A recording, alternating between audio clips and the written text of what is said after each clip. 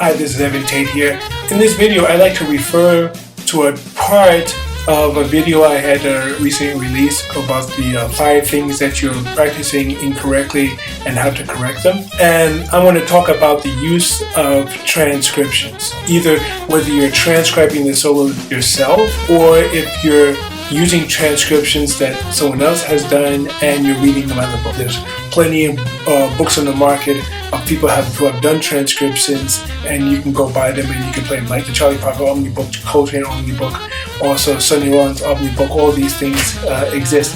Now, I say first of all, bite the bullet and do the transcriptions yourself. You get more benefit out of it that way, especially in ear training.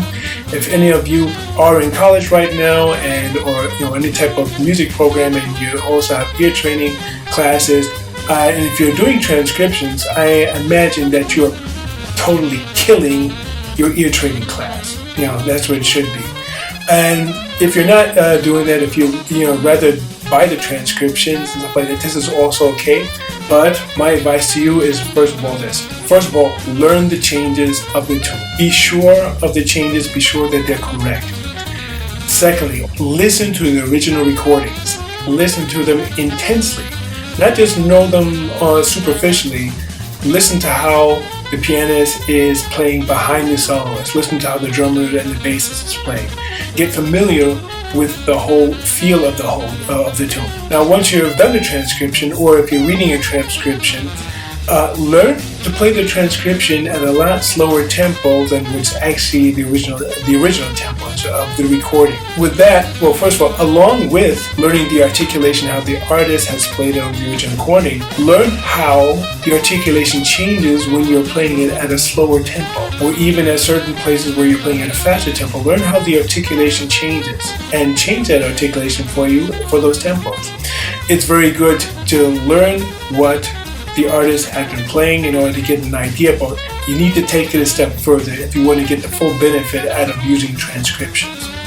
You have to take the lines that you like, particularly, and you have to make them more your own. First step is with the articulation. Second step is to alter that line. Either you're going to lengthen it, or you're going to shorten it.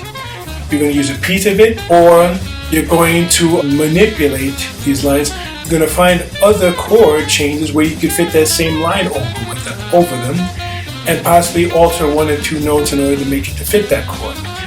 As I pointed out in another video, much too often we spend much too much time on input and not enough energy is being spent on the output. What I mean here is that we're taking in all the information, but we're not finding all the ways we can even use that information. We're learning a new line, but we're not learning where else can we use it. Not only for what chord, with what tune, what section of a tune, how can we manipulate the line, how can we alter the line to make something totally new out of it. How often can we do it? What else can we do? How can we change it rhythmically in order to make it more our own? When you do these things, to really take at least one line of a transcribed solo, and learn to manipulate the line into at least the 10 other mutations, then you come a very, very far step forward to really have more chances at using that line for your own repertoire, and learn to use it in as many other tunes as you can find. So that's my tip for today, and talk to you soon.